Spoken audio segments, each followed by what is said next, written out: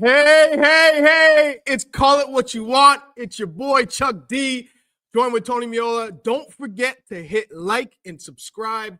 Drop your comments below on the YouTube live comments, and we will get to them, hopefully. But you're in for a big one today. Hi, hello. It's your boy, Charlie Davies, in the host chair today because Jimmy Conrad is traveling to Kansas City, Tony Meola's former home. And I'm joined by an icon, a Hall of Famer, Tony Meola. Tony, how we doing today? What's up, brother? What's this new location you're at there? This looks kind of snazzy, spiffy. Yeah, where are we? This is a secret location in Boston. I'm not. I can't give you my coordinates right now. Oh, okay. Yeah. How we feeling? How we feeling about? I'm good, about man. Where we are today. How are you doing personally? Yeah, good. I told you the other day I'm excited about the week here in soccer in this country, right? We got the draw. This is about a massive a day as you're going to find, because I always think this the kind of day where it's always the day where I feel like the World Cup is finally here. Like, I know people go through qualifying and they do all of that, and and we didn't have to go through it this time around, but you get engulfed in that, right? And you're like, oh yeah, we made the World Cup, and then it's like a couple of months of, man, well, who are we gonna play? We're in the World Cup, but who are we get to go against first game? Like, who are we gonna who do we have to beat? What do the rounds look like? What does the pathway look like to the dream of trying to get to a final of a World Cup, and I think everybody should dream that way. And now tomorrow it's finally here, and we're going to get to cover it. We'll have our post-game show at 3:00 tomorrow. We'll obviously do coverage on Paramount with a great crew that you'll be part of. You'll be down there. I'm excited to see what Charlie Davies and Hannah wear on the red carpet. They in our production meeting yesterday said treat it like a red carpet. So yeah, it is. And then of course MLS Cup Final, like it's our league, right? It's the league that we love and we support, and we're gonna crown a champion over the weekend. So man, there's so much going on this weekend. How nostalgic is it for you, Tony? Because in 1994. I don't ever remember a draw. I don't remember the draw. I only see YouTube. I see you going on the stage looking all, looking special. You look, like hot was the word, Charlie. Hot was the word you moved on to Steven Seagal later on, but in that moment, that was prime Tony Meola. Yeah. How are those feelings? Are they coming back to you? The memories? Yeah. I was planning on being there. I can't this time around, but the plan was to be there and be part of the event. But I remember like the feeling of like, holy cow, man. I remember I was sat in a green room for like 3 hours before. The guy the two people I probably talked to the most were Mario Andretti. If people don't know Mario Andretti, one of the greatest NASCAR drivers ever, but he was an Italian, right? It was like one of those guys like, oh, the Italian did great. And Evander Holyfield. Those were the two guys that I spent the most time with. But, you're talking, there was Eusebio there was Roger Mila there was Carol Alt and Barry Manilow and James Brown. I mean, it was like this whole room was filled. I'm like, oh, I'm just this like little soccer guy, like what the hell? What am I doing here? Like our sport at the time hadn't made it. We were not the NFL. We were not Formula One. We were not, big sort of stars at all. And not that I ever became that. It just, you're in a room with all these people and you're like, I got to represent. And I forget, I think I when I was doing they gave us this lesson on the ball thing, and I think we showed it yesterday, but like literally Sepp Blatter like yelled at me and like I didn't hold the thing up high enough. So I was walking and he's like, he put his hand up. So I put my hand up, but it was the first, draw. I think that we Americanized the draw. And I'm guessing tomorrow we're gonna Americanize the draw even more tomorrow. Well, when you saw Tom Brady and Shaq, probably having a hand in, the draw. So I'm sure we're gonna Kevin Hart's in it. There's gonna be It's going to be a spectacle. I'm Might excited have to be the only time what it Kevin looks like. Hart has to be serious, right? Like you gotta Yeah. you gotta be serious when you're picking that ball out of that. Yeah, good luck with but that. but for me, it's always been every World Cup. It's like, okay, the World Cup is finally here. Like now we know, now we can, when we have our discussions, like we've been doing like 2 weeks of internally, and then of course on air for a little bit, like, who do you want to play? Who do you not want to play? Like, no, the conversation is going to change tomorrow, right? At 3:00, we're going to be like, okay, this is the path that the U.S. has, and every country will be doing the same thing. Everyone will be looking at their pathway. So after the draw, we finally have some clarity. The U.S. men's national team has their friendlies put on a schedule, sign, seal, deliver. We got Belgium and Portugal in Atlanta. We got a TBD in Charlotte. I don't know what that means. Could that be a CONCACAF opponent like a Panama? Or is that, whoever is available? And then we got Germany on June 6th in Soldier Field in Chicago. So I think we had an idea because the rumors had been out there, but finally to see it, how do you feel about it? Incredible. I mean, these are the games you want to play, right? These are the types of teams. You got a Portugal team that some might pick as the favorite in the tournament, or one of the favorites in the tournament. You got a Germany side that's always competitive. I get they've had their issues. Belgium, I think we got past the golden generation, but still, when you look at their team, it's not a team. You're not like, that's the team I want to draw right now. And TBD. If I looked at it yesterday and I was like, man, this for me would be the time that you want to play Mexico. Just before the World Cup. Why? We did this before 94. We played them at the Rose Bowl, and we had 100,000 people there, and the intensity was incredible. It was the last game. It was our sort of kickoff game, right? I think we beat them 1-0 or maybe 2-1 or something. I can't remember. We beat them, though, by a goal. What did it do for the locker room when you beat them? Did you guys feel incredible? Like we're good to go? Well, because the Rose Bowl was one of our venues, obviously. Right. And it was packed. So you had a feeling of what it's going to look like in the stadium and all that stuff. And it was Mexico. Like there was such a good feeling about, especially then. Now it's a little bit different. But remember, the change started, back in the 90s with us kind of now competing with Mexico, because prior to that, you don't even want to look at the record, right? You don't even want to look at what it was. So but those are great. These are great games, man. And as much as I would say, I don't want to, in general, I don't want to play Mexico like in friendlies. This would be one time where me personally, I'd be okay with it, because I think it'd be great for the dressing room. There'll be some energy, but all of these games, the March window, Charlie, how big is the March window for some players? Like, I mean, look at these two teams that they're about to play. When I think about that March window, if you're included, and you've kind of continued to perform at your club level, you have to be feeling pretty good. I'd say there's probably 18 players or so who are in that bubble.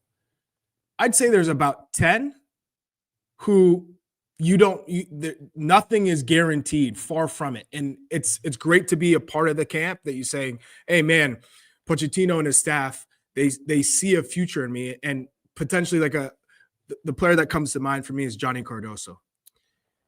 Right, just got injured. He's been out for a while, but he has time to still get back in March. And if that's the case, then, if he's in that camp, he's got a chance. If he's not, gone, right? And, you look at a Berhalter, you look at a Diego Luna, you look at a Joe Scally.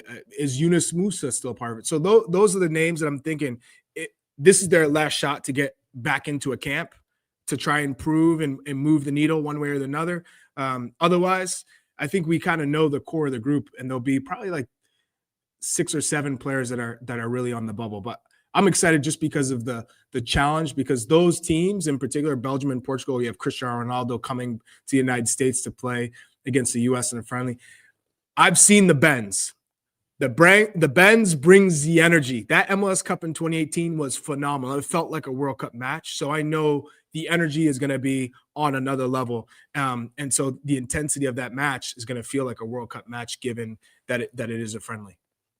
Yeah, and did I read that they're going to put grass down, but it's not going to be the same grass that they're playing the World Cup on, right? Because we were on that grass in SoFi Stadium, remember, for the Yeah. Nations League. That seems to be the grass that they're going to play the World Cup on. Although Right.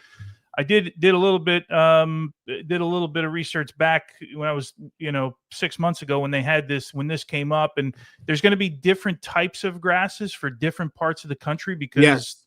it grows a little bit differently in different parts of the country. But I'm happy it's going to be on grass. Obviously, I don't know that they would have done it. They would have done it if they weren't going to play on grass. But yeah, Atlanta's going to be the hub for U.S. soccer for a long time with that new training facility down there, and this might be the only time they get into a camp and work at that facility. But you mentioned like a Johnny Cardoso. I'm trying to think, like, if you're a player and you get called in, like, look, I think we know Christian Pulisic's going to get called into camp, right? I think there are guys that we're looking at. Balogun. And when we've gone through the names a million times that we think will get into that camp. But you mentioned Johnny Cardoso, and there's other guys in his position. But then I look at like an Alex Freeman. I mean, Alex Freeman's year has been unbelievable. He gets called into that camp. Like, you've just inched this close to getting on the World Cup team. Can you imagine the fire? And I'm using him as an example. I could use Christian Roldan, who's a latecomer to this cycle. I could use Sebastian Berhalter.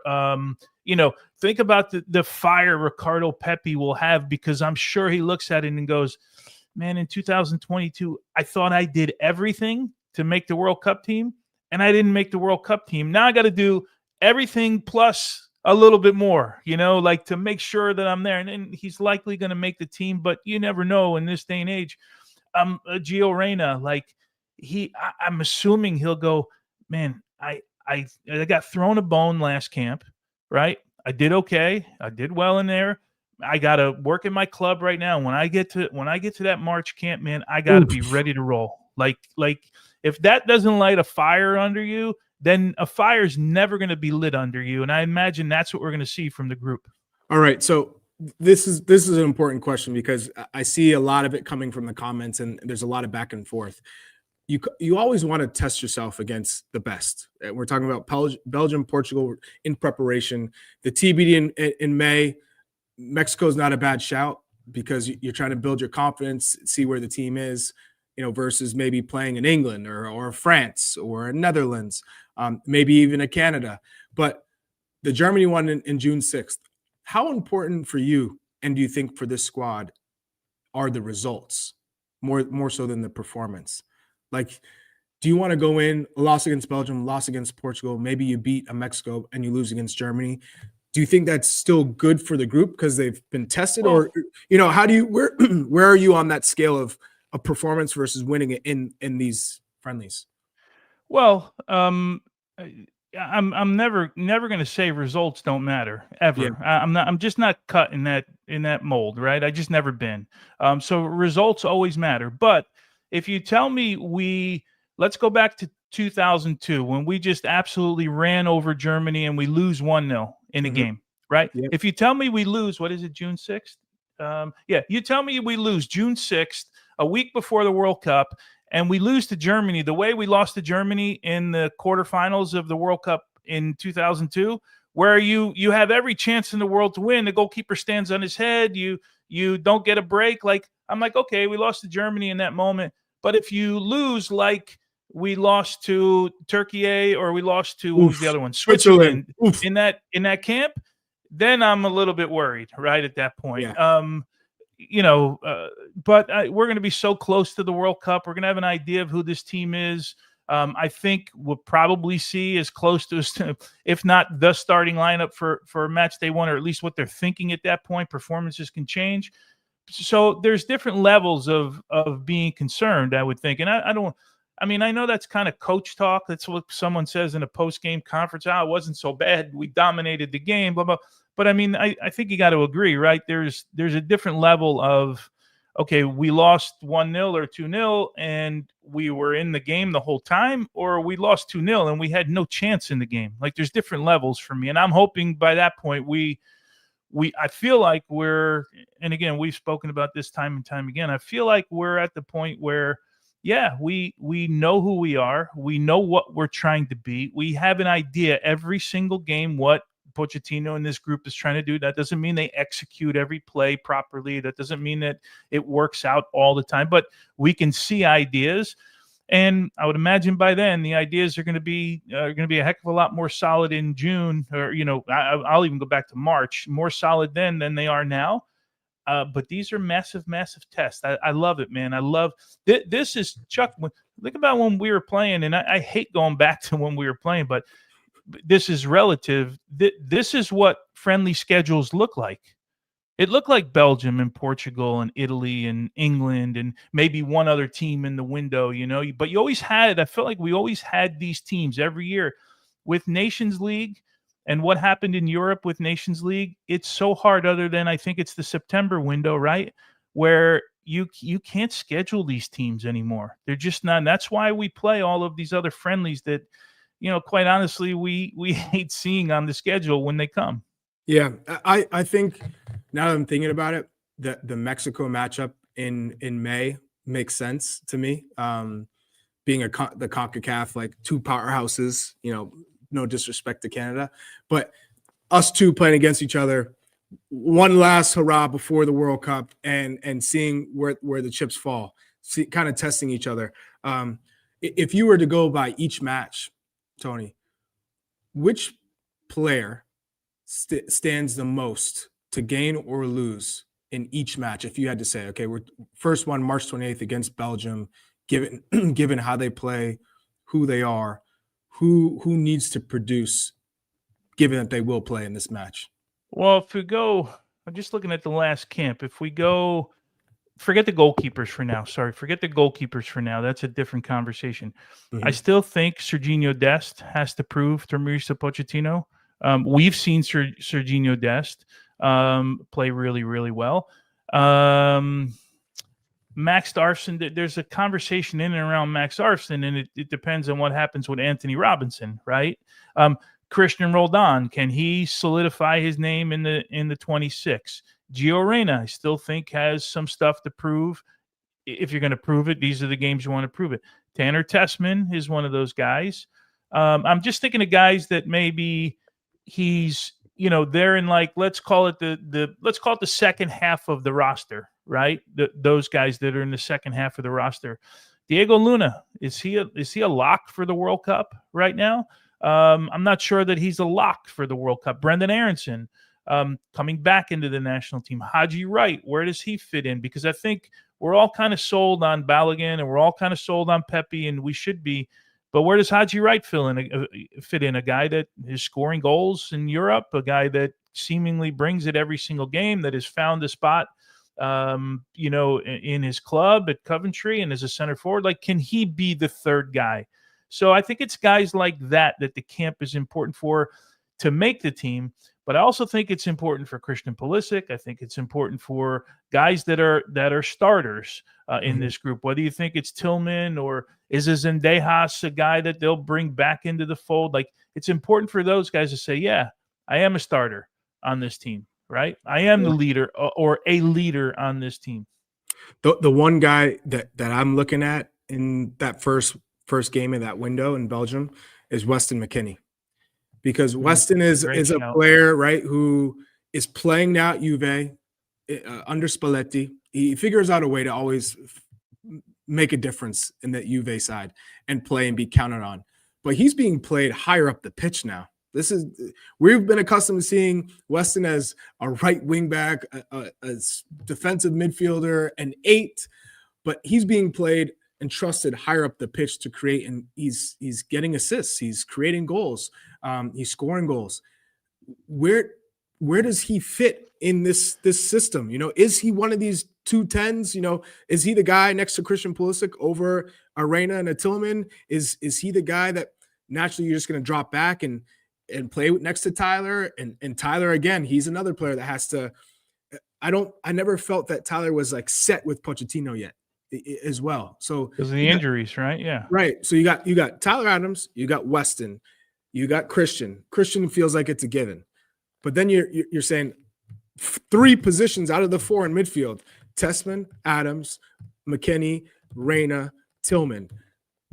How does that look like? What does that look like for Pochettino? Is it based on who you're playing against? I've long said, and I'll stick to it. And I'm not trying to debate what Pochettino thinks of this group.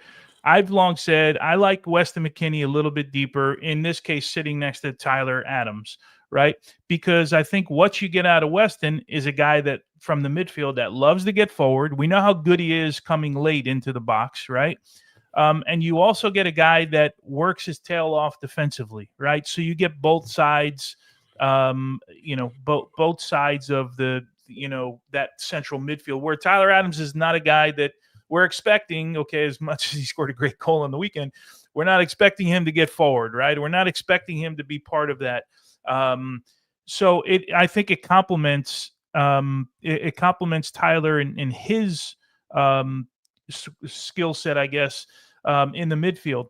With that said, I don't see Weston. When I think of 2 10s, when I think of a number 10, I think of Christian Pulisic, a guy that can take you on, a guy that can get behind you, a guy that scores goals. I don't see him as that. I'd like to see more of a, I hate that, just skillful player, if you will, like a more creative type player, not skillful. That's an unfair word to use, because Weston is skillful, just a different mindset in that attacking 10. I don't know about you. Some guys will say, I want a little bit more defensive guy in that role that will offset what Christian does. I happen to be a guy that wants somebody like a Malik Tillman, Zendejas, those types of players that have a little bit, they'll thread a needle, they'll break a pass, you know what I mean? Just a different profile of player. Well, I'm thinking that's what's going to happen with Pochettino. You got to have different profiles of players. You got to have guys who can make an impact depending on the scenario in the game. Down a man, up a man, down a goal, up a goal, draw. You need to score a number of goals. Need to prevent a goal being scored. So I think Pochettino so far has tested a lot of different scenarios with these players and put them under pressure. But with that being said, we got to take a quick break. Don't go anywhere. When we come back, we're going to get into some World Cup draw scenarios. We're going to talk about, some midweek news and notes. A couple of players been injured, a couple of players getting some playing time. And then we're going to finish with an MLS Cup Final preview. So don't go anywhere. This is European soccer's biggest stage. Written in the stars. What a difference she has made. The question is, can you handle it? The crowd here feels electric. Stream every match of the UEFA Women's Champions League on Paramount Plus. Welcome back to Call It What You Want. Let's get into these World Cup draw scenarios. Let's look at a best and worst case scenario and discuss, because the group of death in this tournament, there is a few scenarios. I'm telling you that right now. And you're looking at the pot 1 teams, and we're seeing, if whether it's England, France, who would you say right now, Tony, is the favorite going into this World Cup? The favorite. Who in your mind? Spain. The teams that come to mind are Spain, Argentina, France. You can never, and Portugal. Those are the teams that jump off the page for me right now. If you had to pick one, Spain. I'm a fan of the way Spain plays. Argentina's got this sort of, they're on such a high right now with the national team. It'll be Messi's last World Cup. France, the problem with France, right, is you never know where the problems are going to start, right, with France when you get to a World Cup. And Didier Deschamps had a really, as much as they've won, he's had some troubles over the course of the last couple of years. But Spain, for me, Spain is where I will go. Okay, so Spain. Let's pick one. Okay, hypothetically, Spain, pot 1, they're picked. Who is the best team in pot 2? The best team in pot 2. It's hard to look past Morocco right now. with what they've done in world football is incredible. Man, I don't know about Colombia too, right? Yeah, Colombia and Switzerland. I can't get the Switzerland game out of my head. I really can't. And the domination that they showed in that window against us. Croatia just produces. They're not the same Croatia that we saw in the past, but they just produce one good footballer after another. Man, if they could make that graphic any smaller for my eyes, I'm gonna have to blow it up as big as I can possibly do it. Pot three, Norway, right? Pot three is Norway, right? Norway, Has to be. Yeah, and as much as Chuck, I want to play Scotland just because I want the atmosphere. But does anyone want to play Scotland that hasn't been in a World Cup forever, and now you're gonna be here in this World Cup? My. I don't know. That's probably a team for.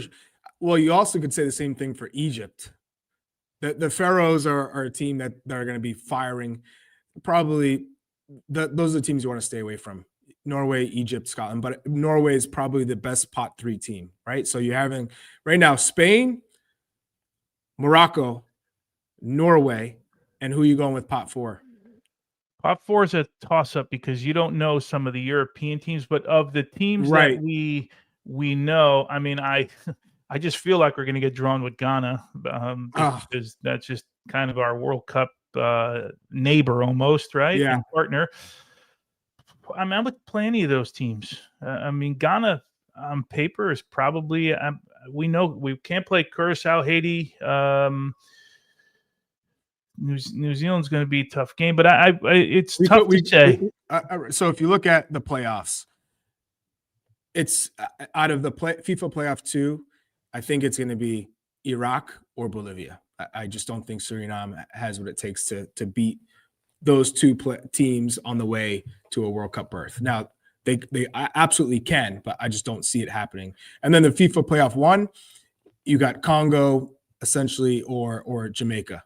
And my guy, Cedric Bakambu, he's determined to be in this World Cup. So, the way that Jamaica has played as of late, it's been scandalous to say the least, with Steve McLaren leaving now. Yeah. So, it's crazy how he left now, right? Right at the playoffs. Yeah, you could still get in. Why would you leave now? Yeah.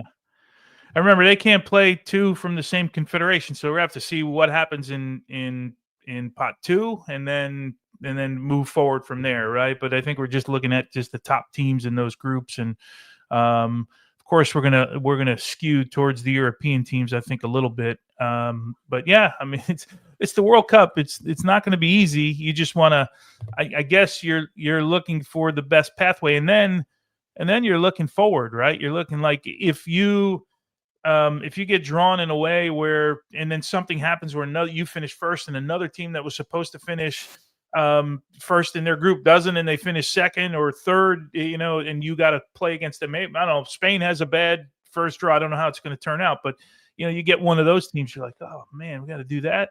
But that's the beauty of what tomorrow brings, I think, and that's why I'm excited to cover it and sort of look at it over the next couple of weeks. And again, for me, this is kind of when the World Cup starts. I know Des cooked up a graphic for the group of death, so let's see this. Oh, let's see it. Let's see this graphic. What do we got here? We've hyped it up. This is the U.S.'s group of death scenario. I thought you were gonna spice it up, Des. This just looks like a plain graphic. I thought we were gonna get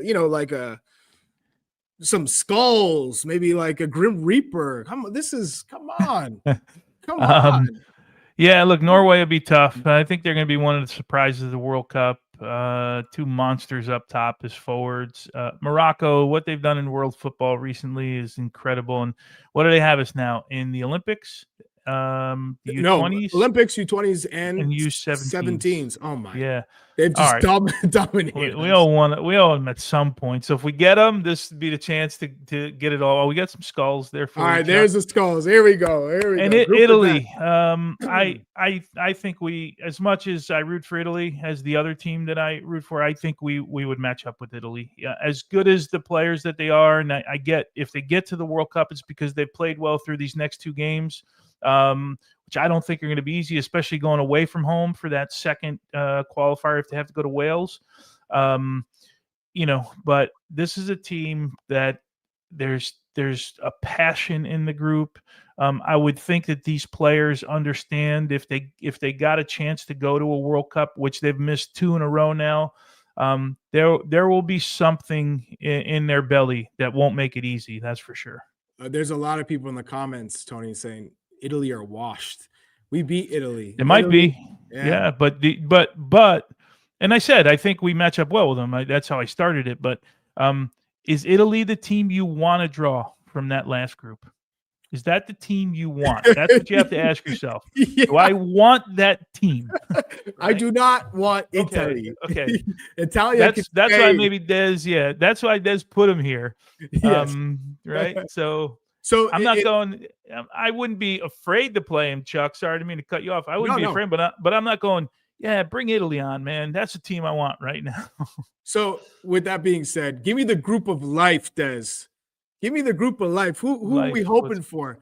If you saw this come out, how are you feeling, Tones? Yeah. We have Qatar in the first match, Austria in the second match, New Zealand on June 25th, which is my birthday, for the third match of the group stage. Where do you sign up for this one? Everybody said rigged. if we got Qatar, Austria, New Zealand, people are going to say, hey, Trump made sure that we had this draw. This is rigged. Yeah, this you would sign up for this one. Again, no disrespect, and none of them will be easy, but you would sign up for this one in a heartbeat. Oh, in a heartbeat, in a flash. What do we got for? You had skulls for the other one. What do you get for this one? Like the sunshine? And... Yeah, well, the whole point of this was like, yeah, you had the Grim Reaper skulls, maybe a crypt. This one is dollar signs. Flowers and gold and clouds and thumbs sun. Up. Is that what we get? Yeah, give me something positive. Green dots. No, we're a green dot show here. We should win. It's a green dot show. Yeah, angels, grab it. Hey, all I know is this would be an ideal scenario if we could get Qatar, Austria, and New Zealand. I just have a feeling we'll get one of the three. We'll get one. Yeah, in the end, it'll be a mix of both of those two graphics we just saw, right? That's what it's going to be. In the end, it's going to be something in the middle, and unless they go, you know what? There's a warm ball in there. There you go. That's very peaceful. Yeah, that's peaceful. We got it all. Yeah, we're ready. We're ready for the next round. Is what I'm thinking in my head, quietly, of course. But that would be a good one. That would be a good one. All right, so let's get to some of the midweek news and notes. Johnny Cardoso started against Barcelona, but was subbed off with an injury. Atleti's injury report, translated from Spanish. The American midfielder who left the match in the 14th minute has a severe contusion to the posterior external aspect of his left knee with no associated joint damage. So in saying that, he's not going to be out for a long time, right? That's one. That's probably the most important thing of this. There's no ligament damage, because that could be it, right? For this summer. Now, in saying that, he has yet to prove himself with the national team. Apparently, he's done well in training, so much so that he's earned a start in some of these big matches, but injuries have been a big problem for him at the moment. That being said, I'm in the camp still that there's enough time to get back into shape to be playing at Atletico Madrid and to earn a call-up in March. If he's playing and starting for Atletico Madrid, let's say in February, I think he'll get called up in March, and then it's on him to see if he can make this roster or not. But right now, we can see Tony Martinez in the comments saying Johnny isn't making the roster. Slick on top. He needs to tread carefully. It's a real crunch time for Johnny. What do you think, Tones? I mean, we're at a point, and I think we mentioned this a couple of weeks ago. Like, are we at a point where we're discounting a guy that plays at Atletico Madrid? Right, like on our national team, and I get he's only started in the last couple games. Inter and Barca, but are we at that point where we're just discounting a guy right now that plays in La Liga, and if he, of course, this conversation is all when he gets fit, right? This is if he doesn't get fit and can't get past this, obviously that changes the narrative a little bit. But man, I don't know about you. I don't feel like he's been really in Pochettino's radar all that much. Like, I don't feel like he's, and I get there's been some injuries, but don't you feel like a Sebastian Berhalter, or I know a different position like a Freeman or an Arfston, like guys like that have gotten into his good graces a lot easier than Johnny Cardoso's been able to get in his good graces? And maybe that's just a weird sense that I have. Opportunity. And I'd have to go look at all the numbers, but I just don't feel like we've seen enough of him for multiple reasons, but we also don't hear behind the scenes enough about him, right? When we talk to guys that are in and around that group, like his name doesn't come up like, oh yeah, because the Gio Reyna one, we heard for months, like they want Gio Reyna to get back to a level, like, and they want him to be something, and we knew some of the players that they liked, but his name doesn't get circulated as much as far as I can tell, and it doesn't feel that way either, which is strange to me, because the thought of a guy, making the move that he made from Betis to there and getting opportunities early in the season, like, and then we're gonna discard him. I don't know. Just Right. Doesn't feel like, if we're at that point in our national team, like we're doing really good. Like we're set, man. Yeah, I'm with you. And again, I think it goes back to, it doesn't matter where you are in your club and what type of club you're playing for or contracted to. I mean, Johnny Cardoso has played 4 La Liga matches, 199 minutes at Atletico Madrid, 1 Champions League match, and he's played 59 minutes. I also look at the fact that when he's played with the U.S. men's national team, it's been underperforming at best. Yep. At best, underperforming. And so he got called in the Gold Cup, and he played just 13 minutes in 2 matches. And I know injuries probably had a role to do with that. But again, to your point, you're not hearing Pochettino talk about, oh, we got to wait for Johnny Cardoso, or Johnny Cardoso did this, or I'm thinking about where Johnny could play within the team. I do think the system would help him now that we're talking about 2 10s and 2 6s or 2 8s, however you want to categorize those 2 deep lying midfielders. But ultimately, I think that may help him. But when he's played in that deeper position for the U.S., he has struggled building out of the back. And we're talking simple passes and trying to evade pressure. And he's not the quickest player. He's not the fastest player. So you have to be 3-4 steps ahead.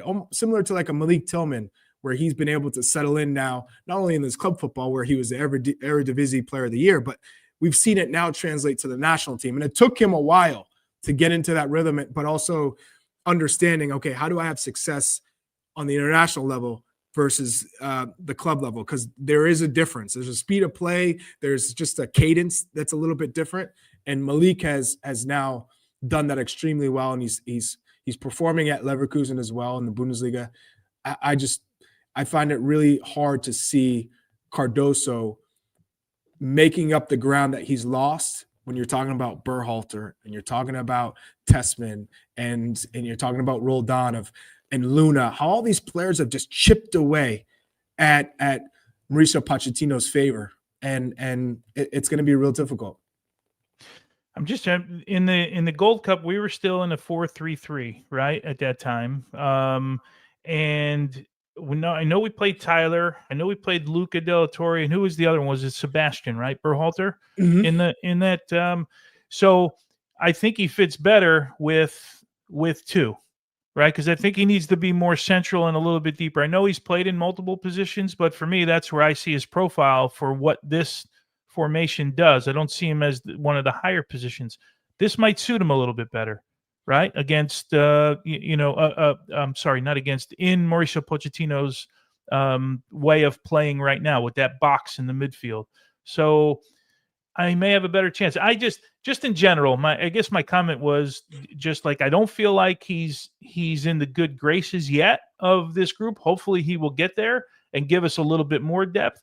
But I feel like us just discarding a guy that plays at Atleti, and was chosen by Cholo Simeone. It's not like someone chose him and a new manager came. No, they knew what they were getting when they got him, and he started early on.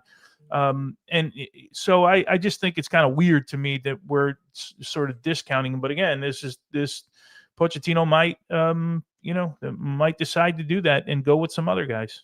100%. Everyone, tomorrow is the big day. So follow all of tomorrow's coverage from the 2026 World Cup draw live on the CBS Sports Golazo Network and the Golazo YouTube channel, live from 12 p.m. Eastern to 3 p.m. Eastern. And following that, Call It What You Want. We'll be breaking down the U.S. men's national team's group live on the Golazo America YouTube channel at 3 p.m. Eastern. I'm going to be live on the ground in Washington, D.C. It's going to be epic, and I can't wait to come back and talk with you guys. Who are you going with? Who's going with you? Me and Hannah Cash. And nice. We'll see what happens, who we interact with, who we talk. I mean, Tom Brady's going to be there, Shaquille O'Neal, Kevin Hart, Wayne Gretzky, Aaron Judge. And what I heard from some FIFA employees, the staff, that there's 88 FIFA legends coming through those doors. So hopefully we get some good interviews. You got Ivis with you, right? He's gonna be pulling up. Ivis right next to me. You got to send a picture of Ivis's attire. He's going on the red carpet, man. Ivis, you better come correct. You better have a bow tie. You better come correct. He said he's gonna have a suit on. Suit. Suit. No, this is suit. Tuxedo. What is suit, Tony? What is suit? I don't know, man. I don't know, Ivis. This could make or break. This is a make or break moment for you. Straight up. All right, Barry. I'm of course burying the lead. Chuck, hey, Life of Bri. You're day one on this show. I better meet you in person for the first time in DC. Check chasing Chuck is always going to be around, so I'll be out there looking. But I appreciate you all, guys. Don't go anywhere when we come back. It's our last break, and we'll get to the MLS Cup preview. You can't count on Derek's tong skills. Oh, Tony, I think it hit the ground. But you can always count on Sundays with the NFL on CBS and Paramount Plus. To be honest, for me, Messi is the greatest player we have in this game. We always have this Cristiano and Messi discussion, but they both are crazy. Yeah, but Messi was a little bit more elegant. And I think in my first 10 years as a professional player, I always went for Cristiano if there's the GOAT debate. Yeah. But now I'm a little bit older, a little bit more romantic, and I go more for the style than only for the performance, the work ethic, and so on and so on. And after Messi won the World Cup with Argentina, I go for him. So I will hunt you again. Hey, Thomas Müller there saying, I will hunt you again, and he gets his opportunity right now in the biggest game in Major League Soccer, the MLS Cup. I mean, it doesn't get bigger. It's Tony, you've won it. You've been the man of the match in the final. How are you feeling about this one? Because I'm hyped. I can tell you that right now. I love it, man. Look, I think MLS got exactly what they were. It was either Messi and Son or Messi and Müller, and I think, but they've got the better of the sides. And I picked this one wrong, no question about it. I thought LAFC would be able to get over the hump, but man, how impressive has Vancouver been? Inter Miami has been dominant, right? I mean, what is it, 13-1 if I'm counting it up right? I think it's 13-1 on aggregate. But Vancouver, look what they've done in this thing, and of course, getting over LAFC, I thought that's where the finals was going to come out of. San Diego, what a great year! And I think it was you that said it. They didn't show up, but they didn't show up because Vancouver didn't allow them to show up, right? Mm-hmm. Vancouver just suffocated them at every turn, and they were the better team by far and deserve to be in a finals right now. And Jesper Sorensen has done such a great job all season in the Western Conference. And somehow remember it. We talk about Müller, but they were good the entire season. Like, it's not like Müller didn't change it around where they made this wild run at the end. I think they only lost one game. It might even been decision day, if I'm not mistaken. But he's just kind of been the icing on the cake, man. And talk about a guy who's having fun being here. That's the kind of, and I think that interview we just saw was back in August. And then you go back to, they had already beaten the Whitecaps, right? And not beat, they they'd already beaten Inter Miami in Fort Lauderdale. They dismantled them in that game, in the semifinals. So they can get it done. This is the only thing that I'll add that I think goes unnoticed at times because it's so easy to get wrapped in the Messi Müller comparisons. Rodrigo de Paul comes into the team. He wasn't there when these two played against each other. He wasn't a factor. Now that you have Rodrigo de Paul and you have Matteo Silvetti and you have Baltazar Rodriguez, who have kind of understood the way that this team plays, they run off the ball, and Allende, who has absolutely been brilliant, sensational with his goals, with his runs, creating space, alongside Jordi Alba and Busquets, who ultimately are going to retire. This is their last professional football game. You know what goes into it when you're thinking about when you played, Tony. Did you have your last professional game that you ever played? Did you know that was going to be your last game? I kind of knew. I wasn't 100% sure, but I kind of knew. Yeah. Did you think about it differently when you went into it? Did you go, this could be my last game, or, man, I think this is my last game. I got to give it my all and kind of take it all in?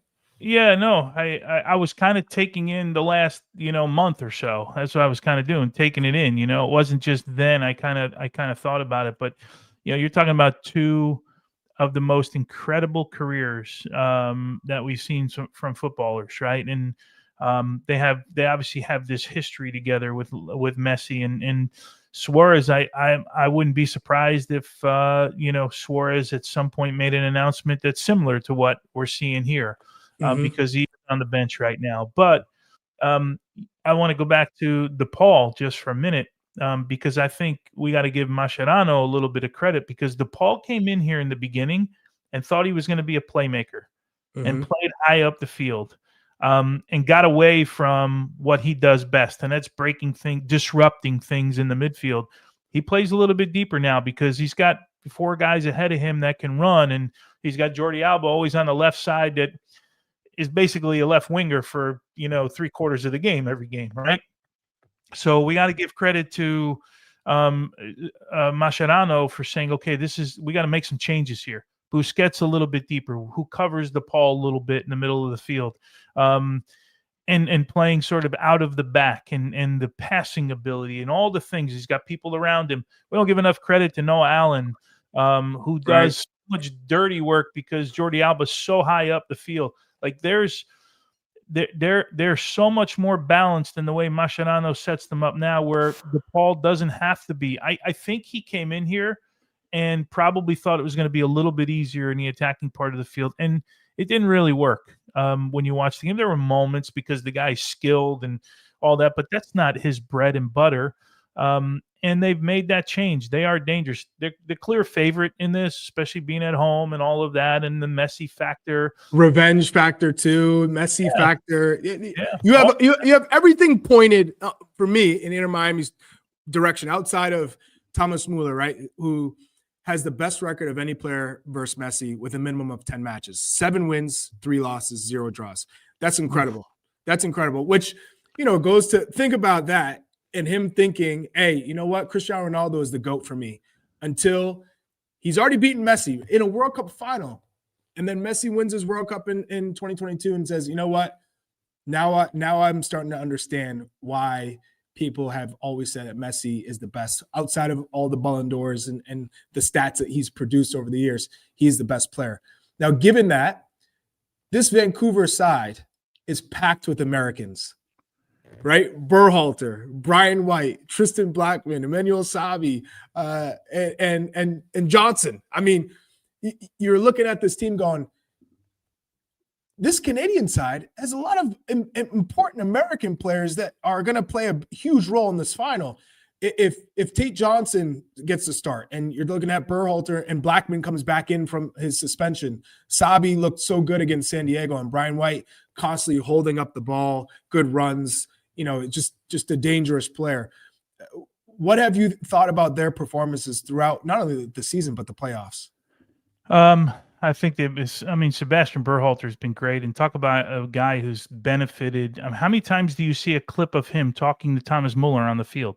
Like those two. I only imagine that happens every single day in training with him, right? Emmanuel Sabi, man, this guy's traveled around Europe. I had him with the youth national teams for about 2 years. Clearly was talented, and then made his way to Europe and kind of bounced around a little bit, but he's come back here and shown that he's become a much better player, a threat over the top. We saw that long ball over the top against LA where he scored. I think it was the opening goal of that match. Brian White, what can you say? So he doesn't fit with the national team.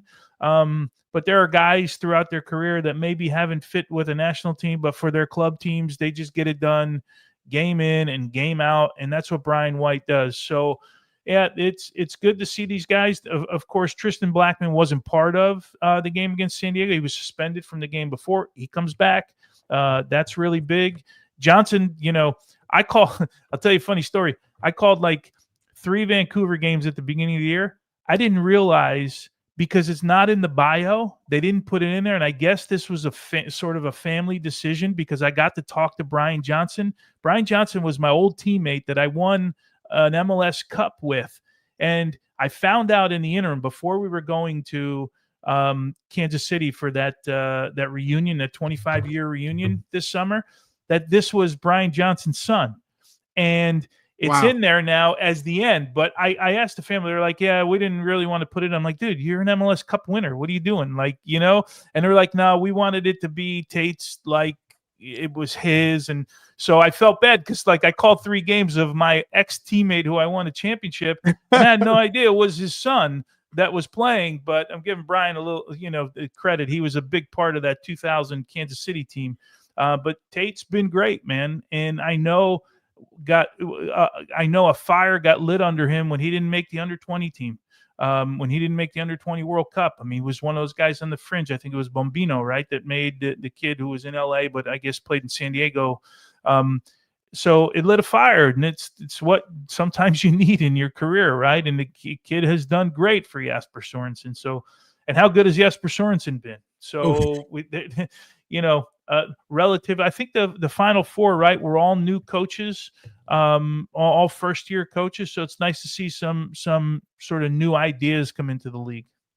When I look at this matchup and I look at the Americans, I think, okay, who could have one of those performances that earns them that best ever performance by an American in an MLS Cup Final, or one of those type of performances?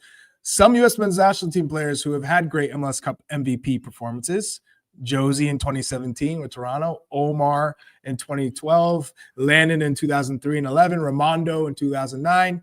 You can throw Aleko in there. I wish Jimmy was here. 2004. He beat us. Yeah, I was on Jimmy's team. Yeah, I was on the bench that game. Yeah. Why were you on the bench? I had this problem with my Achilles, which I ended up getting operated on after. But we got Bob Gansler, trained me for 2 weeks, and I thought I was playing, and he decided I wasn't going to play in the finals. Let me know the morning of the game, man. I wasn't happy about it. How'd you take it? What'd you say was your I left the meeting in shock. We went from the meeting to the team walk. We left the meeting, and sometimes your coach will take you on a team walk. So we that was our routine: meet in the hotel and then go on a team walk. It was in LA. So we were still at neutral sites at the time, and Boashani played. But at the end, Bob Gansler asked me to stay outside, who I have the utmost respect for. Gave me a shot when I was a young kid, and he put his arm around me, said, "Oh, and he knew I was pissed." I didn't say one word the entire conversation. I didn't answer him. I didn't do anything.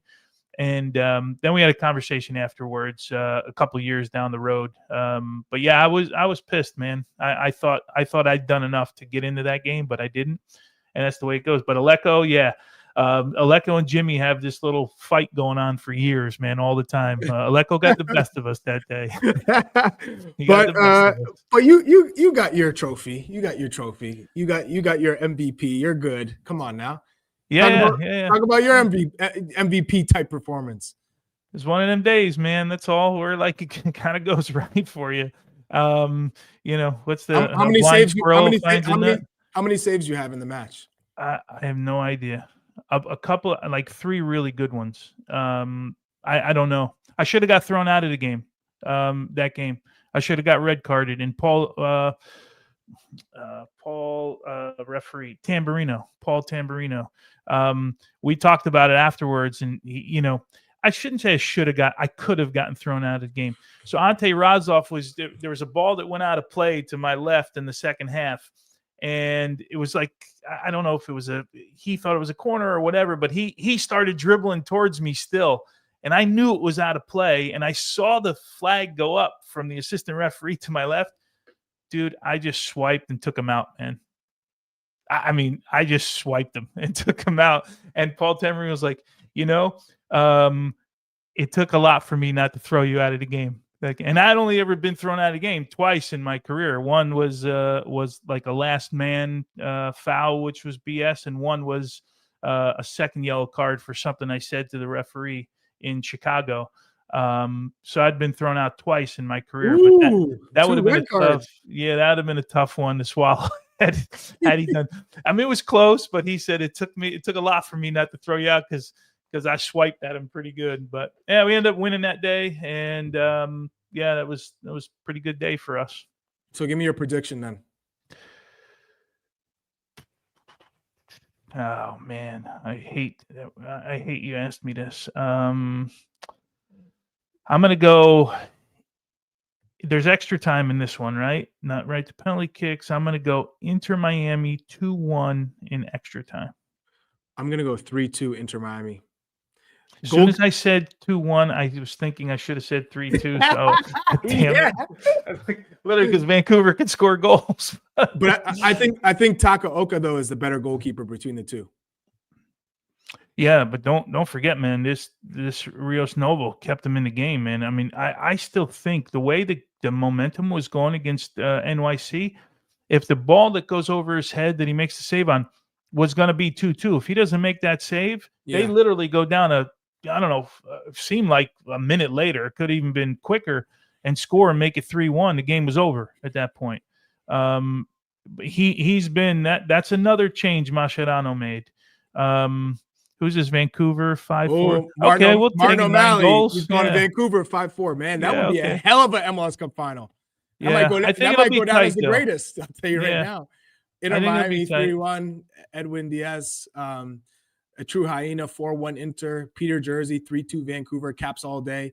We got some great predictions. Hey, stick to those predictions. We have receipts now. Yeah, 3-2. Yes, and it. Let's go, Ant. I agree. Who's your MVP? Who's your MVP? Messi. I'm not. Messi's going to score. Messi's going to be the difference maker. If Messi scores and they win, he's the MVP. No, if he gets an assist and they win, because the assist is going to be a wild assist. It's not going to be like just some crazy thing. It's going to be some crazy play that he makes. He wins the MVP for sure. Well, guys, tomorrow, a lot of hype. I'm sure some of you won't sleep. I feel like it's, Christmas Eve right now. So don't forget, we're going to be back around tomorrow with immediate reaction for the World Cup draw. There'll be a live show on Golazo for the draw itself. But don't forget, Golazo America YouTube channel, CBS Sports Golazo Network, 3 p.m. Eastern tomorrow. Make sure you follow, call what you want, wherever you get your podcasts, and take a few seconds to leave us a rating. And if you're on Apple Podcasts, a review button, please hit it. Drop us a comment on every episode. We absolutely love it. We respect all your insight, your comments. We love it. Engage with us all the time. And on the red carpet with Hannah tomorrow. I can't wait to watch this. Red carpet. Hey, let's go. Appreciate you all, and see you tomorrow. Peace.